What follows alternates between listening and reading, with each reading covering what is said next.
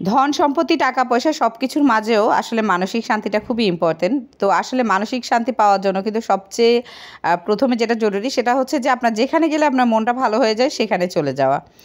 তো সেটা আপনার ঘরের পাশের আপনার আঙ্গিনাতেও হতে পারে, সেটা ছাদের উপরও হতে পারে, সেটা যে কোনো প্রাকৃতিক পরিবেশে হতে পারে। সেটা যে একেবারে কক্সবাজার গিয়ে করতে হবে তা না। আপনি যেখানে মানসিক শান্তি পাবেন সেখানে যাবেন, এটা একটা স্বাভাবিক কথা, তাই না? মানসিক শান্তি পাওয়ার জন্য এমন না যে আপনাকে কোটি কোটি টাকা খরচ করে দেশ বিদেশে ঘুরতে হবে বা অনেক জায়গায় যেতে হবে, সেইভাবে কিন্তু কথাটা মানে কিন্তু সেরকম না। তো আমার মতে যে আমি যদি আসলে কোনো একটা খাবার খেয়েও যদি মানসিক শান্তি পাই, সেক্ষেত্রে ওই খাবারটার প্রতি আমার আকর্ষণ থাকবে। তো যাই হোক, গত ২ পর্বে তো দেখেছেন আসলে আমরা কক্সবাজারে গিয়েছি, আসলে খাবার দাবার খেয়েছি। তো কোথায় কোথায় গিয়েছি সেটাও দিয়েছি, ২টা ভিডিওতে আমি অলরেডি বলেছি সব কিছু। তো আমরা আসলে দ্বিতীয় দিন খাবার দাবার খেয়ে নাস্তা খেয়ে কিন্তু আমরা ওয়াটার পার্কের উদ্দেশ্যে রওনা দিয়েছি। কারণ পোলাপাইন যেহেতু আছে, পোলাপাইন নিয়ে কিন্তু একটু ওরা রাইডসগুলো চড়তে আসলে খুবই পছন্দ করে। সমুদ্রের পানিতে এত লাফঝাপ করেও কিন্তু ওদের আসলে মন ভরেনি। পোলাপাইন বলতে কথা, ওরা তো আসলে রাইড টাইড হাবি জাবি কিছু না চললে ওদের হবে না। উপর থেকে নিচ পর্যন্ত আসলে বলে যে আকাশে উড়বে নিচের দিকে নামবে, এইসব ব্যাপারগুলো পোলাপাইনের কাছে একটু মজা লাগে, আমার কাছেও ভালো লাগে।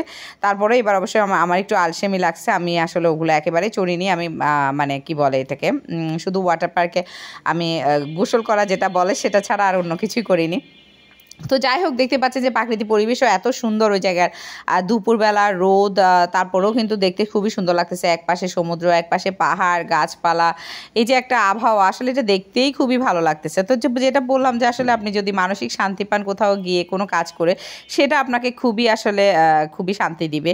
আমার যেমন আপনি বড় বড় অনেক দামি দামি ফল খেয়ে হয়তো বা আপনার মানসিক শান্তি আসতে পারে, কিন্তু আমার এই 30 টাকার আনারকলি খেয়ে আমার কাছে মনে হয় যে কক্সবাজারের পুরো ট্রিপটাই সফল হয়ে গেছে, এরকম কিছু মনে হয়। তো আসলে ছোট ছোট জিনিসগুলোও আমরা আসলে অনেক সময় অনেক আনন্দিত হই বা এটাতে আমাদের কাছে অনেক ভালো লাগা কাজ করে।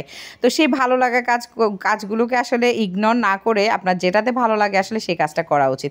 বিশেষ করে আপুদেরকে বলবো বা গৃহিণী আপুদেরকে বলবো, আমার মতো যারা বাচ্চা কাচ্চা আছে তারা একটু হলেও আসলে মানে কোথাও থেকে ঘুরে আসা, একটু নিজেকে সময় দেওয়ার আসলে খুবই দরকার। কারণ আমরা এত পরিমাণে আসলে টেনশানে থাকি, বাচ্চা কাচ্চা নিয়ে কাজকর্ম রান্না বান্না সব কিছু নিয়ে আসলে আমরা এত পরিমাণে সারাক্ষণ এই কাজগুলোর প্রতি এতটাই ইনভলভমেন্ট থাকে যে আমরা আসলে নিজেদেরকেই ভুলে যাই, নিজেদের পরিচয়ই ভুলে যাই। আসলে আমরা নিজেদেরকে যে একটু সময় দিতে হবে সেটাই ভুলে যাই।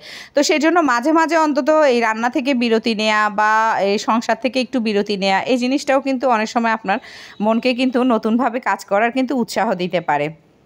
তো সেটা যে একেবারে আপনাকে বড় বড় দেশে যে ঘুরতে হবে বা অনেক জায়গায় যেতে হবে তা না, সেটা আপনি যে কোনো উপায়ে করতে পারেন। যে জিনিসটা আপনার কাছে ভালো লাগে সেভাবে করে আপনি করতে পারেন। তো আমার কাছে আসলে মনে হয় যে অন্যান্য দেশের চেয়েও আমাদের দেশে সবচেয়ে সহজ মানে ভালো লাগার একটা জায়গা হচ্ছে যে কক্সবাজার। সবাই চিনেন, সবাই যায় এখানে। তো আর এখানে আসলে বিশেষ করে বাচ্চারা গেলে বেশি মজা পায়, কারণ ওরা বিভিন্ন ধরনের কি বলে মানে গোসল করা ব্যাপারটা ওরা কিন্তু খুব এনজয় করে আর কি। তো যার ফলে আসলে এখানে সেখানে যাওয়া। তো আমার ছেলেমেয়েগুলোকে তো দেখতেই পাচ্ছেন, তারা পানি পেয়ে কী যে খুশি। আরভিন তো একেবারে মানে খুশিতে সে পানিতে নেমে গেছে, সাঁতার কাটার চেষ্টা করতেছে, সে অনেকভাবে চেষ্টা করতেছে। তো ওর বোন আবার ওকে শিখাচ্ছে, ও সাঁতার কাটার জন্য অস্থির হয়ে গেছে, পানিতে নামবে খেলবে।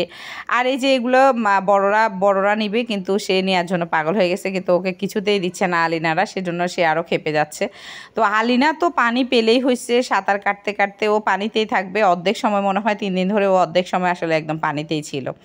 তো যাই হোক, কিছু কিছু সময় আসলে নিজেরাও এনজয় করা উচিত বা নিজেদের মধ্যেও কাটানো উচিত, এরকম কিছু সময় তো থাকেই।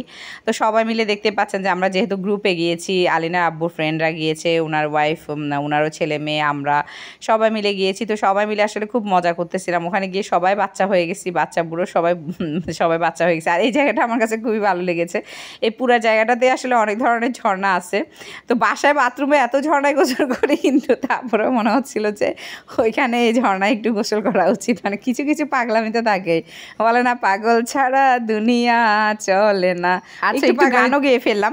তো যাই হোক, আমরা এবার গোসল টোসল সব কিছু শেষ করে আমরা ফ্রেশ হয়ে নিলাম। এবার আমরা আসলে খেতে যাব। তো খাওয়ার ভিডিওটা আমি আসলে পরের এপিসোডে দিব, মানে পরের ভিডিওতে দিব। অবশ্যই যাদের কাছে ভালো লাগে তারা অবশ্যই দেখে নেবেন, আর যাদের কাছে ভালো লাগে না তারা স্কিপ করবেন। আমার ভিডিওটা কেমন লেগেছে সেটাও জানাবেন। ভালো লাগলে অবশ্যই লাইক কমেন্ট ফলো শেয়ার দিয়ে পাশে থাকবেন। তো গোসল টোসল সব শেষ করে আমরা আসলে কোরাল স্টেশনে খেতে যাব, সেটা আগামী ভিডিওতে আমি অবশ্যই শেয়ার করবো। আল্লাহ হাফেজ।